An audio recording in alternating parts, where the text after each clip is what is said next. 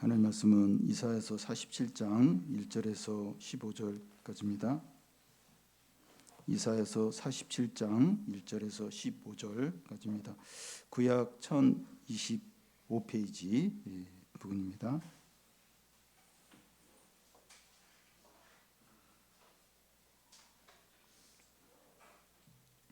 이사야서 47장 1절에서 15절까지 한 절씩 교대로 읽겠습니다. 처녀딸 바벨론이여 내려와서 티끌에 앉으라. 딸 갈대하여 보좌가 없어졌으니 땅에 앉으라. 내가 다시는 곱고 아리답다 일컬음을 받지 못할 것임이라.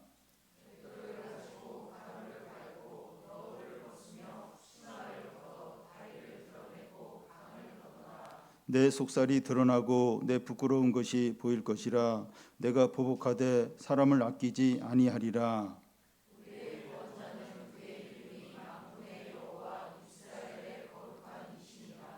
딸 갈대하여 잠잠히 앉으라. 흑암으로 들어가라. 내가 다시는 여러 왕국의 여주인이라 일컬음을 받지 못하리라.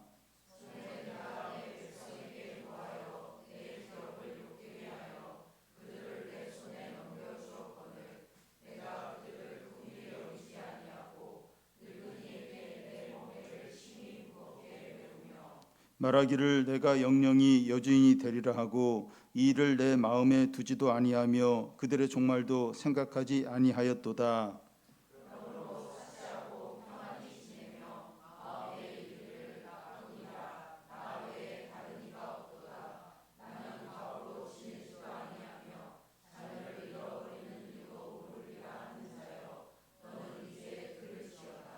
한날에 갑자기 자녀를 잃으며 과부가 되는 이 두 가지 일이 내게 임할 것이라. 내가 무수한 주술과 많은 주문을 빌지라도 이 일이 온전히 내게 임하리라.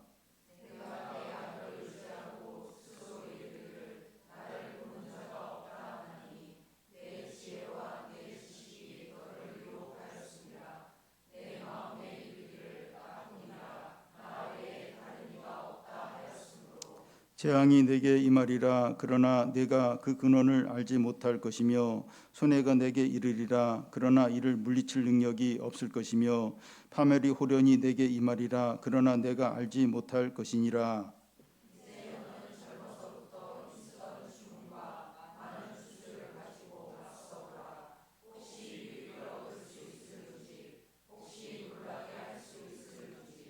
내가 많은 계략으로 말미암아 피곤하게 되었도다. 하늘을 살피는 자와 별을 보는 자와 초하룻 날에 예고하는 자들에게 일어나 내가 내게 임할 그 일에서 너를 구원하게 하여 보라.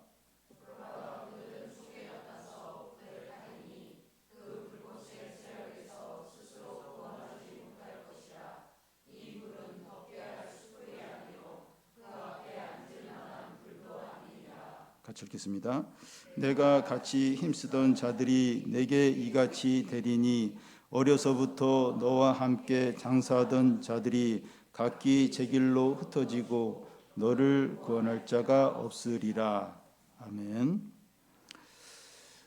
축구 월드컵이 두 달 앞으로 다가왔습니다. 한국 사람들은 월드컵 하면 2002년을 잊지 못합니다. 2002년 월드컵 개막 경기가 그전 월드컵 우승 국가인 프랑스와 세네갈이었습니다. 그 당시 프랑스 팀은 그 이전 월드컵에서 우승할 정도로 최고로 잘하는 팀이었습니다. 반면에 그 세네갈 팀은 처음 이제 월드컵에 출전한 것이고 과거에 이 프랑스의 통치를 받은 적이 있었기 때문에 많이 위축이 됐을 겁니다. 온 세계 축구 팬들은 당연히 프랑스가 3대0 아니면 5대0으로 이길 것이라고 그렇게 예상을 했습니다. 그런데 경기 결과는 0대1로 프랑스가 세네갈에게 졌습니다. 그리고 이 프랑스는 조별 리그에서 한 번 더 패해서 이제 탈락을 하고 그래서 일찍 이제 자기 나라로 귀국을 했습니다. 그 당시 이 프랑스 팀의 실력은 여전히 세계 최고였는데 왜 이런 결과가 나오게 되었는가? 제 생각에는 교만함 때문이라고 생각됩니다. 그 예를 들겠는데요. 그 당시 한 방송사에서 이 프랑스 팀이 연습하는 모습을 잠깐 좀 이렇게 촬영을 하겠다고 제안했는데 100억 원을 요구를 해가지고 큰 물의가 있었습니다. 이것은 한 부분이고, 그 당시 프랑스 팀과 관련된 기사들은 그들이 지나친 특별 대우 요구를 하는 것 때문에 이제 이렇게 비난, 그런 이제 기사들이 많았습니다. 축구 경기는 실전인데 선수들이 이렇게 교만한 상태에 있으면 경기를 하면서 실력이 제대로 나오지 못하게 됩니다. 그래서 최강팀이 몰락하는 경우가 이제 생기는 겁니다. 이사야 선지자가 활동할 당시에 초강대국은 아수르였고, 그 다음 초강대국으로 등장하는 나라가 바벨론이었고, 그 다음 이제 강대국이 페르시아가 이제 등장을 하게 됩니다. 이스라엘 백성이 이사야서를 읽게 될 당시는 바벨론이 초강대국이었습니다. 그런데 지난 시간 그 46장에서 바벨론의 신인 벨과 느고가 이제 엎드러지고 꼬꾸라진다는 말씀입니다. 이 시간 살펴볼 47장에서는 바벨론이 이제 함락이 된다는 겁니다.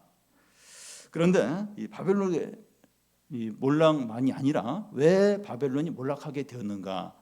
그리고 이 바벨론의 몰락이 하나님의 백성인 이스라엘 백성들에게 어떤 의미가 있는가 하는 것을 살펴보겠습니다. 요한계시록 18장에서 무너졌도다 무너졌다 큰 성 바벨론이요 하는 이제 말씀이 나오는데, 요한계시록에 쓰여질 당시가 이제 로마 제국이에요. 근데 로마 제국이 망하게 됐다 이렇게 말하지 못하니까 바벨론이라는 상징어로 이제 로마 제국이 무너질 것을 이제 계시록에서 말했습니다. 바벨론 같은 존재는 이사야 당시나 또 2000년 전 당시나 오늘날이나 존재합니다. 강하고 매력적이고 하나님 자리에 앉아서 사람들의 마음을 빼앗고 하나님을 대적하는 존재입니다. 이것이 국가든지 기업이든지 단체든지 사람이든지 사상이든지 무엇이든지 될 수 있어요. 무엇이든지 바벨론과 같은 하나님 자리에 앉아서 사람 마음을 빼앗고 그런 존재는 항상 있습니다. 오늘 말씀인 47장은 이제 시의 형식으로 되어 있는데 조롱시예요. 단지 이 조롱이 목적이 아니라 이 바벨론에 대한 하나님의 심판을 조롱시로 이렇게 표현을 하고 있는 겁니다. 오늘 말씀을 통해서 이 바벨론이 신처럼 군림하고 영향력을 갖는 이 세상에서 이 바벨론의 본질이 뭔지 깨닫고 이 바벨론 같은 존재를 두려워하지 않고 하나님만을 경외하고 담대하게 강하게 사시기 바랍니다. 먼저 이 바벨론의 몰락입니다. 1절에서 3절 중간까지 한 절씩 교대로 읽겠습니다. 처녀딸 바벨론이여 내려와서 티끌에 앉으라. 딸 갈대하여 보좌가 없어졌으니 땅에 앉으라. 내가 다시는 곱고 아리따따 일걸음을 받지 못할 것임이라.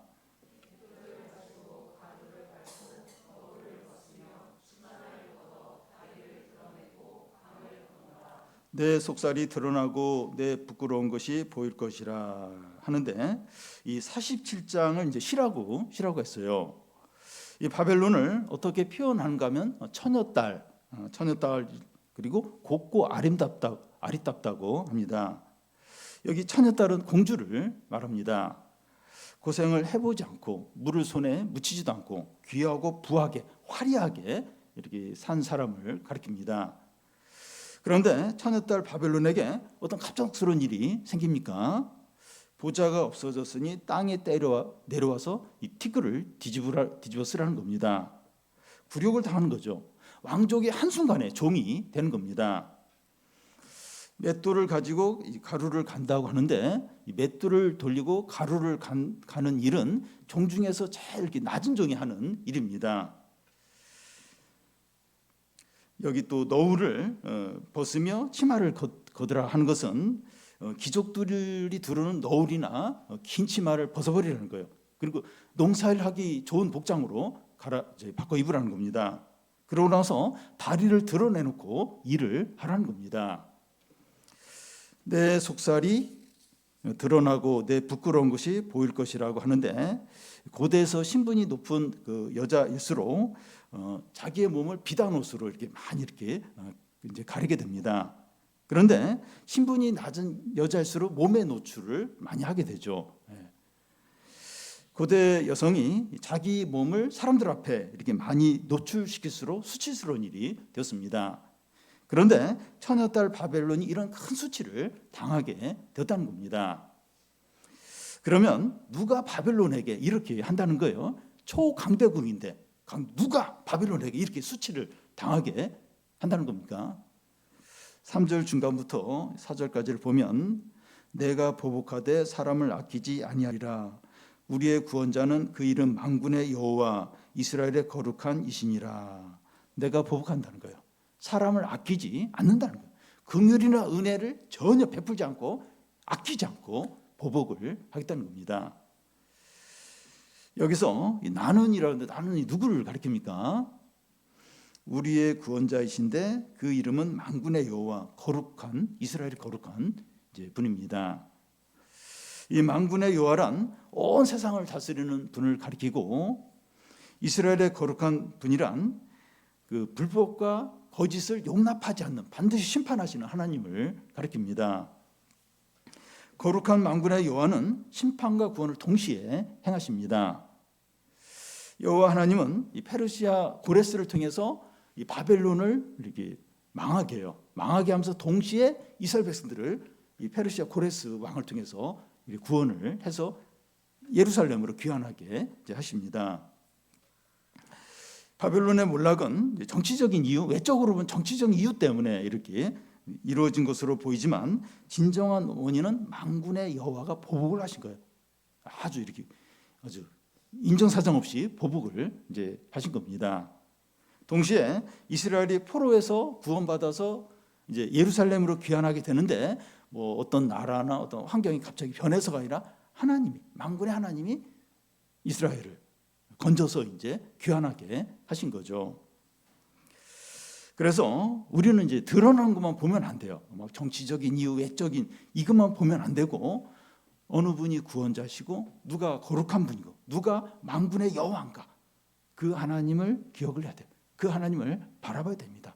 그러니까 지금 초강대국 바벨론이 모든 걸 다스려요. 그런데 갑자기 구원자 거룩하신 분 만군의 여호와 이름 나오는 거예요. 그래서 그 하나님이 그 바벨론을 그냥 막 그 땅으로 티끌에 뒹굴게 하고 막 그 여자의 어떤 비유를 하면서 막 수치를 당하게 하고 하나님이 그렇게 하신다는 거예요.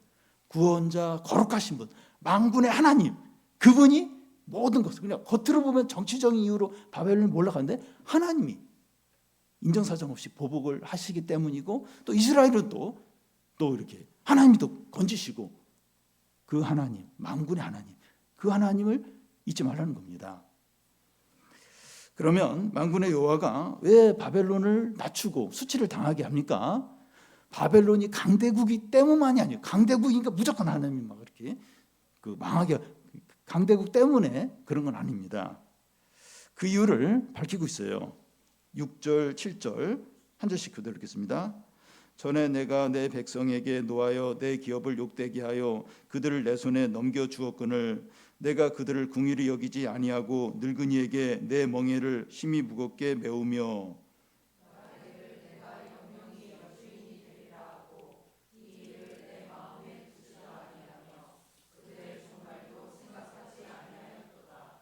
전에 내가 내 백성에게 노하여 내 기업을 욕되게 하여 그들을 내 손에 넘겨주었다 하는데 이 무슨 말인가 하면 여호와 하나님이 이스라엘 백성들의 우상 숭배와 제약 때문에 이 바벨론의 손에 이스라엘 백성들을 맡긴 겁니다. 그런데 바벨론이 이스라엘 백성들을 어떻게 대했습니까? 궁휼히 여기지 않고 늙은이에게 내 멍에를 아주 무겁게 이렇게 매게 했다는 겁니다. 역사적으로 보면 이 강대국이 약한 나라를 정복하면 사람들을 죽이고 약탈을 합니다. 그런데 바벨론이 이스라엘 백성들에게 행한 일은 지나치게 악하게 또 궁휼을 베풀지 않았다는 거예요.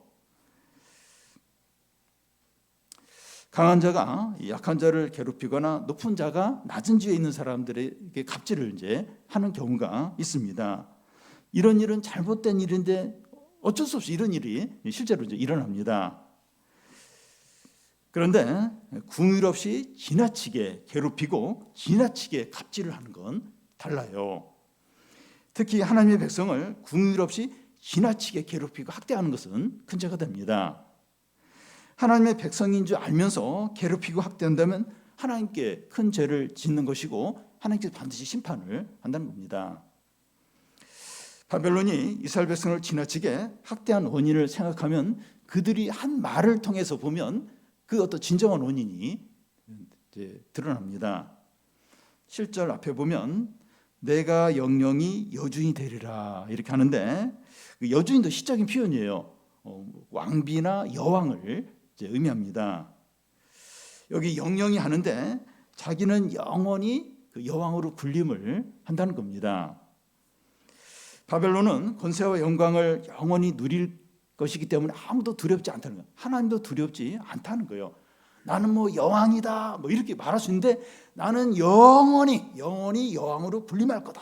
이건 자신의 권세와 힘이 엄청나서 하나님도 안 두렵다는 거예요. 두려울 게 아무것도 없다는 거예요. 이건 달라요. 영원히 내가 여왕으로 군림할 거다. 이런 권세를 영원히, 이건 달라요. 이거 아주 교만한 거죠. 하나님 위치에 있는 거고 하나님을 대적하는 그런 어떤, 그리고 자신을 신격화하는 그런 겁니다. 그래서 이스라엘 백성들을 아주 가혹하게 다루고 궁유를 베풀지 않았던 겁니다. 독일의 히틀러가 유대인들 500만 명을 이제 학살하게 되는데 히틀러는 자기 동족 이 게르만족이 세계를 다스리는 천년 왕국을 꿈꿨어요. 그러면서 궁유 없는 악행을 유대인들에게 행했던 겁니다. 와, 그렇게 유례 없이 그렇게 악하게 했는가? 히틀러는 천년 왕국을 꿈꾼 거예요. 게르만족이 온 세계를 지배. 어떤 신적인 어떤 그런 생각을 가지고 이제 지나치게 악하게 유대인들을 이제 학살을 했던 겁니다. 이 약한 사람들에게 지나치게 그 악하고 특히 그리스도인들을 궁율 없이 괴롭히는 사람은 자기를 절대적으로 여기거나 또 자기를 신처럼 여기는 사람일 수 있습니다. 이 북한의 김정은은 기독교를 찾아내면 어떤 반역죄, 국가를 뭐 정복하려는 어떤 반역죄로 이렇게 여기면서 아주 너무 지나치게 어떻게 처벌을 하게 되는데 김정은은 자신을 우상화하고 있어요. 신적인 존재, 신적인 김씨일가를 신적인 존재로. 그러니까 막 기독교인을 용납을 하는 거예요. 너무 지나치게 이제 이렇게 학대를 이제 하는 겁니다. 자기를 신격화하고 우상하는 사람이나 국가일수록 기독교인을 지나치게 학대하고 미워하는 것을 볼 수 있습니다. 그런데 하나님 이런 자들을 어떻게 하십니까? 5절을 보면 딸 갈대하여 잠잠히 있으라 흑암으로 들어가라 내가 다시는 여러 왕국의 여주인이라 일컬음을 받지 못한다는 겁니다. 다시는 여왕이라고 불리지 못한다는 거예요. 잠잠하고 흑암에 들어가라 그 미미한 존재가 되는 겁니다. 역사적으로 드러난 것만 보면 초강대국인 바벨론이 이스라엘 정복해서 포로로 끌고 왔습니다. 그런데 이것은 하나님이 이스라엘 제약 때문에 바벨론을 손에 넘기신 거죠. 이제 겉으로 보면 강대국이 작은 이스라엘을 이렇게 점령해서 포로로 끌려간 거예요. 그런데 이 하나님 앞에서는 하나님이 바벨론에게 이스라엘을 넘기신 겁니다. 그런데 바벨론은 영원히 통치할 여왕으로 이렇게 생각을 하면서 그렇게 여기면서 이스라엘을 궁일 없이 지나치게 학대를 한 거예요. 우리는 신과 같은 존재고 우리는 절대적인 존재니까 그러면서 막 너무 지나치게 궁일 없이 막 미워한 겁니다. 하나님은 이런 바벨론을 어둠 속에서 입 다물게 한다는 거예요. 다시는 뭐 여왕으로서 뭐 영원히 그런 생각 못하도록 끌어내려서 어둠 속에서 입 다물고 잠잠하게 있도록 그렇게 하신다는 겁니다. 여기서 이 세상의 중심이 바벨론입니까? 이스라엘입니까? 하나님께서 온 관심을 두고 중요하게 여기는 나라가 어느 나라입니까? 바벨론 엑스트라예요. 이스라엘이 주인공입니다. 지금 중동에서 지금 못된 짓 하는 이스라엘, 그 이스라엘이 아니라 참 하나님 백성 이스라엘이죠. 하나님께서 세상 역사를 이루어 가는데 사용하는 나라는 바벨론이 아니라 이스라엘, 작은 나라 이스라엘, 곧 교회입니다. 바벨론이나 아수르는 하나님 백성 훈련하는 몽둥이죠. 매 매에 이제 불과합니다. 그러니까 아수르로 막 이스라엘을 때렸어요. 그래서 이스라엘 정신 못 차리는 게 바벨론을 이런 몽둥이를 통해서 이스라엘을 때리면서 이제 훈련을 시키고 이렇게 하나님께 돌아오도록 하고 있는 거죠. 우리는 겉으로 드러나고 사람들이 알아주는 이 기준으로 보면 안 되고 하나님의 시각으로 봐야 돼요. 이 세상이 보는 어떤 그런 시각으로 보면 안 되고 하나님 누가 주인공이냐, 누가 엑스트라냐.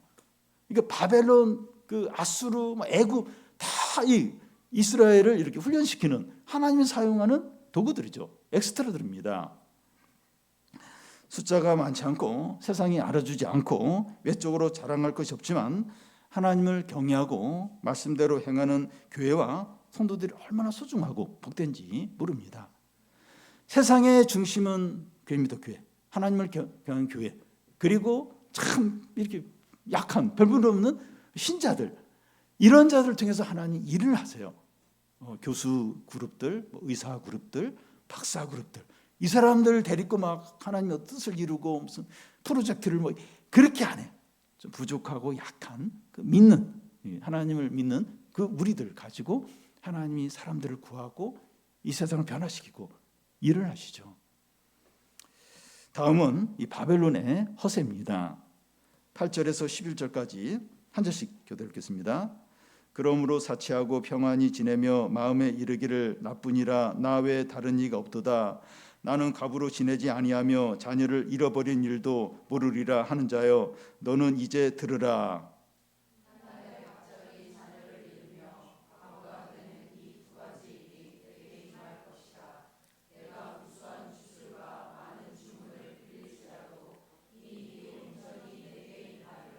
내가 내 악을 의지하고 스스로 이르기를 나를 보는 자가 없다 하나니 내 지혜와 내 지식이 너를 유혹하였음이라. 내 마음에 이르기를 나뿐이라 나 외에 다른 이가 없다 하였으므로.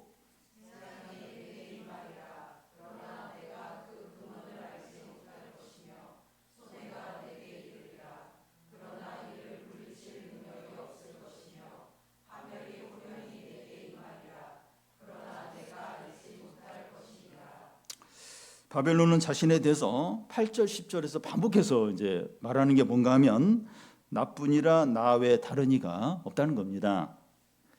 이것이 이제 바벨론의 본질적인 죄예요. 이것 때문에 하나님의 심판을 받게 됩니다. 나뿐이라 나 외에 다른 이가 없다는 거예요. 반복해서 이제 이런 표현을 하는데 이 표현이 어디 나오는가 하면 이 46장 9절에 여호와 하나님이 자기를 표현할 때 이렇게 표현하세요. 나 외에 다른 이가 없느니라. 나는 하나님이라. 나 같은 이가 없다. 이렇게 말하는데 똑같이 바벨론이 그렇게 하는 거야. 나뿐이라는 거야. 나 외에 다른 어떤 게 없다는 거예요. 내가 최고고 내가 어떤 신과 같은 그런 존재라고 이제 하는 거죠. 이것은 하나님 자리에 앉는 거예요. 하나님을 대적하는 겁니다. 요즘 트럼프의 언행이 이제 많은 문제를 일으키고 있는데 며칠 전에 트럼프가 예수 복장을 하고 이렇게 병상에 누워 있는 사람을 안수하는 이제 뭐 그런 그림을 올렸다가 막 개신교도 이렇게 비난하니까 또 그 그림을 또 이렇게 삭제를 했습니다. 트럼프가 무슨 의도로 그런 그림을 올렸는지 뭐 정확히는 모르겠지만 자신을 시적인 위치에 두든지 아니면 자기가 지금 대통령직을 수행하는데 지금 하나님의 대리인으로 이제 한다. 그걸 이렇게 나타내려고 그렇게 했는지 이제 모르겠습니다. 바벨론이 자기를 유일신으로 여기면서 어떻게 삽니까? 자기를 유일신으로 여겨요. 그러면서 어떻게 이제 살아갑니까?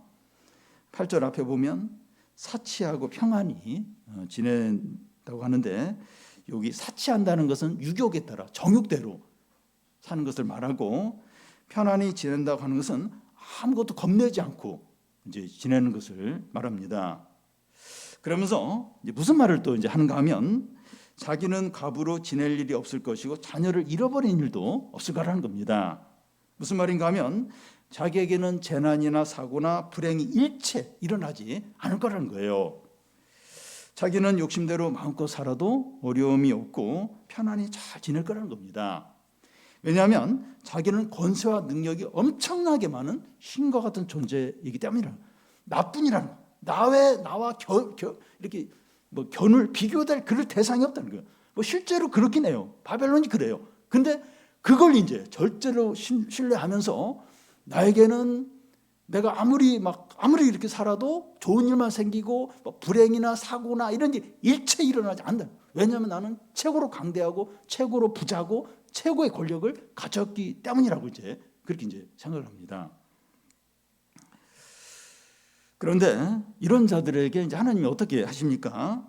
8절 끝에 보면 너는 이제 들으라. 하나님 말씀을 들으라는 거예요. 하나님은 바로 그냥 내리쳐서 그냥 가루로 만들어 버린 걸 말씀을 하세요. 말씀 먼저 하십니다. 하나님이 이 바벨론에게 무슨 말씀을 하십니까? 9절을 보면 한날에 갑자기 자녀를 잃으며 과부가 되는 이 두 가지 일이 내게 임한다는 겁니다. 그러니까 이게 과부가 될 일도 없고 자신을 잃어버릴 일도 없다는데 한날에 이 두 가지 일이 동시에 일어나는, 그러니까 한순간에 한 방에 그냥 날아가 버린다는 거죠. 요한계시록 18장 7절 8절에도 이제 비슷한 말씀이 나오는데요. 나는 왕으로 앉은 자요 과부가 아니라 결단코 애통함을 당하지 아니하리라 하니 그러므로 하루 동안에 그 재앙이 이르리니 그 사망과 애통과 흉년이라는 겁니다. 가자지구나 레바논 지역의 사람들이 하루아침에 폭격으로 남편과 자녀들 다 잃고 부인 혼자서 막 울먹이면서 인터뷰하는 그런 장면들을 볼 때가 있습니다. 가장 불행하고 절망적이고 비참한 거죠. 가족 다 죽고 자기 혼자 나만. 너무 비참한 거죠. 이런 재앙이 자기를 신이라고 하면서 좋은 일만 생길 것이라고 큰 소리치던 바벨론 사람들에게 일어난다는 거예요. 초강대국 모든 걸 다 갖춘 그런 사람들에게 이런 한순간에 모든 게 날아가는 최고의 비참함과 비극이 하루아침에 한 방에 일어난다는 겁니다. 사람에게 닥치는 일들은 사람이 통제를 못해요. 사람에게 일어날 일 사람이 통제를 못합니다. 9절 중간에 내가 무수한 주술과 많은 주문을 빌지라도 이 일이 온전히 내게 임한다는 겁니다. 그러니까 그 당시 사람들이 특히 바벨론은 하나님을 안 믿으면서 이런 주술, 주문 이런 걸 막 너무나 발달시켰어요. 이제 그걸로 이제 모든 문제를 이제 해결하려고 했는데 그거 다 사용하는 주문 주설 다 가서 이렇게 해도 이 재난, 이 불행을 못 막는다는 거예요. 안 된다는 겁니다. 사람이 모든 것을 동원해서 재앙과 불행을 막으려고도 안 된다는 거예요. 하나님이 이렇게 말씀하시고 정하시면 그대로 일어난다는 거죠. 그리고 자기를 신으로 여기는 바벨론이 이제 어떻게 하는가 하면 10절에 보면 내가 내 악을 의지하고 스스로 이르기를 나를 보는 자가 없다 한다는 겁니다. 무슨 말인가 하면 내가 죄를 짓는 것을 누가 보고 알았더라도 감히 나를 어떻게 하겠는가. 나는 권세와 힘을 가졌기 때문에 아무도 나를 어떻게 하지 못한다는 겁니다. 죄 짓는 것을 조금도 두려워하지 않는 거예요. 왜냐하면 지금 자기에게는 막강한 권력과 지위와 부가 있기 때문이라는 겁니다. 그러니까 이렇게 어떤 큰 권력과 부를 가지면 두려울 게 없어요. 그러니까 일반 사람들이 어떻게 저런 불법과 저런 악을 저지르면 두려울 게 없어요. 그러니까 그런 자리에 가면 죄 짓는 게 두려워요. 아니 누가 감히 나한테 뭘 그러면서 아무도 안 두려워하는 겁니다. 바벨론이 또 의지하는 것이 무엇인가 하면 그 10절 중간에 보면 내 지혜와 내 지식이 너를 유혹하였다는 겁니다. 그 메시지 성경에서는 이 부분을 어떻게 이제 해석했는가 하면 스스로 똑똑하다고 모르는 것이 없노라 여겼다. 이것은 망상이다. 스스로 똑똑하다, 스스로 잘한다 하는데 그렇게 여기는데 망상이라는 겁니다. 자기의 지식과 지혜를 믿었는데 망하게 된 겁니다. 지식이 그를 속인 거죠. 예를 들겠는데요. 스티븐 잡스가 56세에 췌장암으로 죽었습니다. 췌장암은 완치율이 높은데 그가 일찍 사망한 이유는 병원 진료를 거부했어요. 극단적인 채식을 했기 때문이라고 합니다. 스티븐 잡스는 자신의 지식을 신뢰하고 의사의 판단이나 치료를 불신했던 겁니다. 자기의 지식과 지혜에 속은 것이라고 할 수 있어요. 요즘은 이 문제가 더 심각하게 다가오고 있는데요. 그 AI를 사용하는 분들, 특히 유료 돈을 내고 이제 사용하는 분들은 이제 높은 수준의 AI를 이용하는데 AI가 얼마나 지식이 많고 얼마나 큰 도움이 되는가 하는 것을 경험합니다. 그런데 신앙적인 부분에서도 AI를 이용하는 경우가 늘어나고 있는데 어떤 궁금한 문제나 고민에 대해서 성경 말씀보다 AI를 더 신뢰를 하는 겁니다. 설교 듣고 바로 AI를 통해서 물어봐요. 더 궁금한 것들. 근데 성경 말씀보다 설교보다 AI가 더 구체적이고 실제적으로 대답해 주는 경우가 많다는 거예요. 이 설교 듣고 나서는 뭐가 그랬는데 AI한테 물어보니까 너무 이렇게 명쾌하게 실제적인 대답을 해주더라. 이런 걸 이제 실제로 경험을 하는 겁니다. 그런데 AI를 신뢰하고 그대로 이제 믿었다가 돌이킬 수 없는 큰 어떤 어려움을 겪는 경우가 있습니다. 대표적인 예가 미국과 이란과의 전쟁에서 미국이 이란 초등학교에 폭탄을 터뜨려서 떨어지게 해서 170여 명의 어린이가 죽었습니다. 이건 미국이 의도한 게 아니야. 그게 그렇게 되면 엄청난 어떤 그 세계 언론의 이제 비난을 받기 때문에 그런 일을 하면 안 되고 그걸 또 원치 않았습니다. 그런데 최근에 그 전쟁이 AI를 많이 활용을 하는데 AI가 지시하는 대로 그대로 이제 좌표를 정하고 폭격을 했는데 그런 일이 일어난 겁니다. 사람이 그것을 맞는지 확인을 안 했어요. 확인 작업을 해야 되는데 AI가 너무 정확하고 좋은 정보를 이렇게 하고 그러니까 AI가 그렇게 정해준 대로 그대로 했는데 그런 일이 이제 일어난 겁니다. AI가 제공하는 지식에 속은 겁니다. 이와 비슷한 일은 얼마든지 일어날 수 있어요. AI가 아니더라도 자기 경험이나 판단이나 주장이나 지식을 하나님보다 더 신뢰할 수 있죠. 그럴 때 속는 겁니다. 그 지식에 속는 거예요. 하나님이 없다 하고 자기를 신으로 여기는 자들에게는 세 가지가 없습니다. 세 가지 없어요. 거기 11절인데 재앙이 내게 임하리라 그러나 내가 근원을 알지 못하며 손해가 내게 이르리라 그러나 이를 물리칠 능력이 없으며 파멸이 호련히 내게 임하리라 하는데 그러나 내가 알지 못한다는 겁니다. 재앙이 임하는데 알지 못해요. 파멸이 갑자기 오는데 모르는 겁니다. 또 손해가 오는데 막을 능력이 없는 겁니다. 무지하고 무능한 거예요.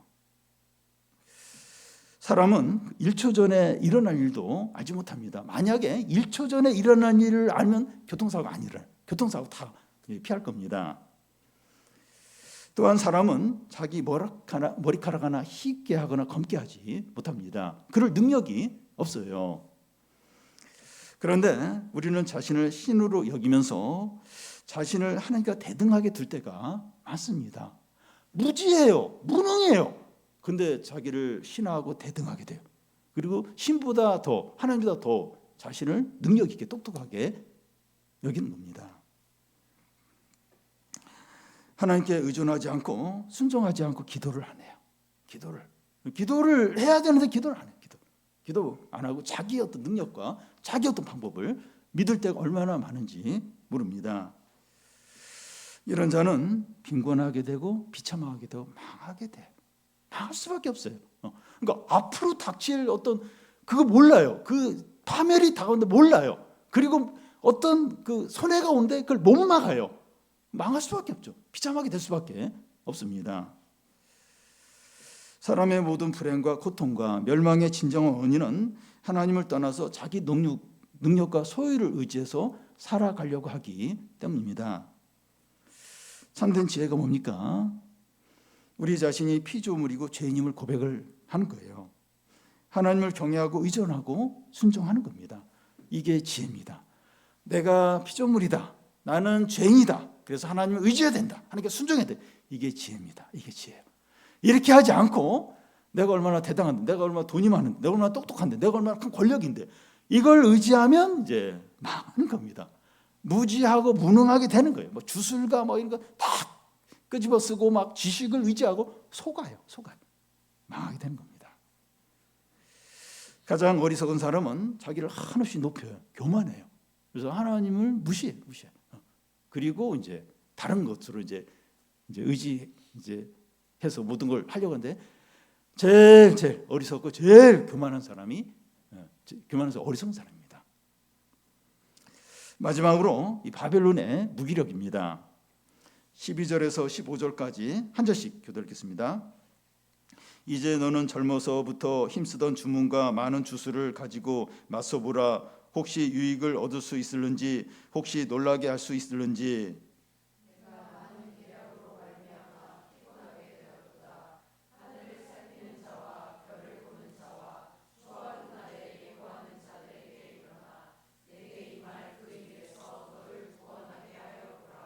보라, 그들은 초계 같아서 불에 타리니 그 불꽃의 세력에서 스스로 구원하지 못할 것이라. 이 불은 덮게 할 숯불이 아니요 그 앞에 앉을 만한 불도 아니니라.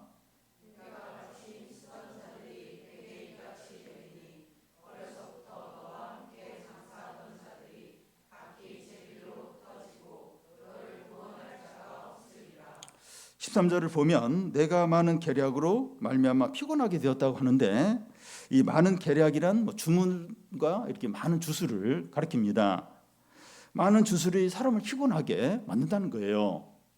다니엘서 2장에 보면 느부갓네살이 꿈을 꾼 후에 술사 점쟁이들과 박수를 다 불러놓고 자기 꿈을 해몽해 보라고 말합니다.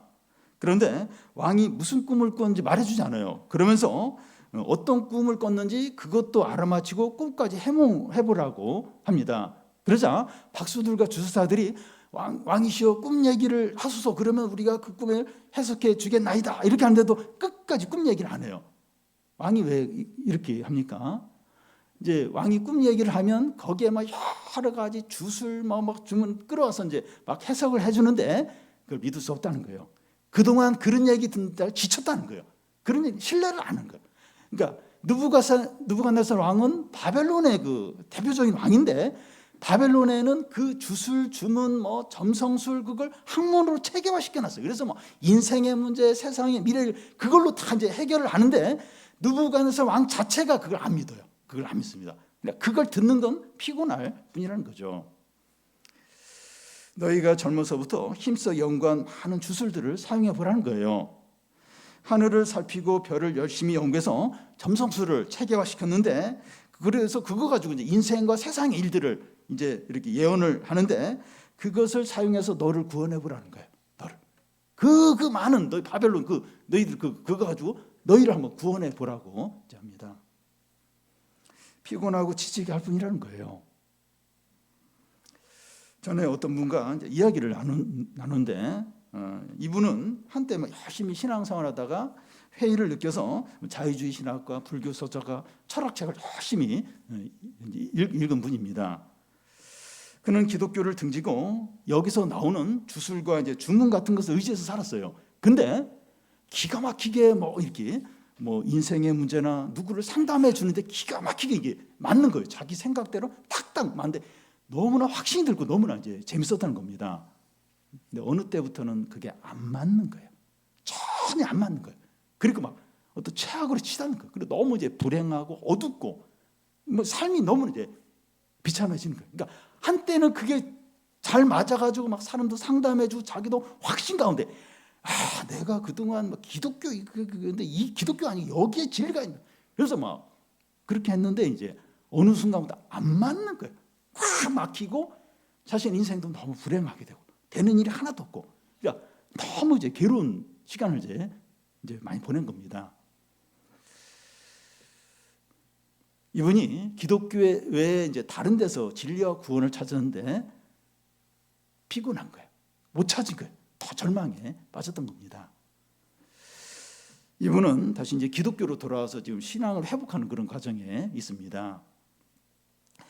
하나님이 없다고 하는 사람들은 하루를 시작하면서 이 출생 연도나 이 띠로 운수를 보는 것에 이제 관심을 갖기도 하고, 인생의 중요한 문제를 이제 점집에 가서 이제 이렇게 들으려고 하고, 또 AI한테 물어봐서 또 이렇게 듣기도 합니다. 그런데 이런 것들로부터 진리와 구원을 찾는데 유익을 얻을 수 있는지, 사람을 놀라게 하는 게 있는지, 구원할 수 있는지 보라는 거예요. 한번 보라는 거예요. 한번. 그렇게. 그러니까 이 하나님을 의지하지 않으면 자기 능력으로 자기가 이제 알아서 이런 사람일수록 막 운이나 뭐 점치는 것이나 뭐 AI에 너무 의존해요. 왜냐면 불안하니까. 근데 그것이 너희에게 유익을 주느냐? 진짜 이렇게 너를 놀랄 만한 그런 걸 주느냐? 구원할 수 있냐 보라는 거예요. 없다는 거예요. 지치고 피곤하게 할 뿐이라는 겁니다. 자기를 이제 신격하는 자들이 의지하는 게 있는데 다른 사람들을 의지한다는 겁니다. 15절 중간에 보면 너와 함께 장사하는 자들이 각기 제 길로 흩어졌다. 위기를 대비하기 위해서 오래전에 같이 장사하던 사람들과 동맹을 이렇게 맺었는데 위기가 닥치자 다 떠나 버렸다는 겁니다. 도움을 받아야 할 때 도움을 받을 사람 아무도 없다는 거예요. 여러분 잘 될 때 이렇게 잘 나가고 이럴 때 이제 친구가 있는 것이지 진짜 어렵고 막다른 골목에 이제 몰리면 없어요. 친구도 다 도망가고 아무도 없게 됩니다. 지식으로도 안 통하고 주술로도 안 되고 사람들로부터 도움을 받지 못하는 거예요. 나뿐이다. 나 외에 다른 일 없다. 근데 주술로도 안 되는 거예요. 그래서 주술. 그리고 뭐 지식으로 안 되고 그리고 뭐 사람들로도 안 되는 겁니다. 결국 어떻게 됩니까? 결국 어떻게 됩니까? 14절 앞에 보면 보라 그들은 초계와 같아서 불에 탄다는 겁니다. 이런 자들은 아무 쓸모가 없어서 불로 태우는데 거기만 이제 필요한 그런 아주 쓸데없는 존재가 된다는 겁니다. 가장 어리석고 불행하고 반드시 망하는 사람이 교만한 사람이에요. 물론 뭐 다 어느 정도 교만할 수 있는데 나뿐이다. 그리고 이렇게 하나님과 그런 대등한 하나님도 이렇게 인정치 않는 그런 그 사람이 가장 불행한 사람이 됩니다. 우리가 나뿐이다 다른 일 없다 이런 말은 하지 않더라도 자기 중심적이 되고 자기를 높이고 자기 도취에 빠져 사는 사람은 불행하고 비참하고 망하게 됩니다. 저도 뭐 이 싸움을 엄청나게 하는데 결국 이 싸움이에요. 그러니까 뭐 이렇게 사람과의 관계든지 뭐 여러 가지 막 문제들이 있는데 결국 그 본질로 돌아가면 자기입니다. 자기를 주장하고 자기를 높이고 자기를 지키려고 하고 자기의 이름을 이렇게 내려고 하는 결국 그 싸움이에요. 그게 이제 그게 본질이 뭔가 하면 똑같아요. 이 바벨론 한 것처럼 나뿐이라 나 외에 다른 이가 없다는 거예요. 다른 사람도 없고 하나님도 없다는 거예요. 내가 중심이 돼야 되고 내가 잘 돼야 되고. 그러니까 뭐 이 바벨론처럼 이런 얘기는 하지 않지만 실제로 우리는 그렇게 살 때가 너무나도 많다는 겁니다. 지금 바벨론 이야기를 했는데 결국은 우리 이야기, 나의 이야기일 수 있다는 겁니다. 내가 그럴 수 있다는, 내가 그런 자리에 있을 수 있다는 거예요.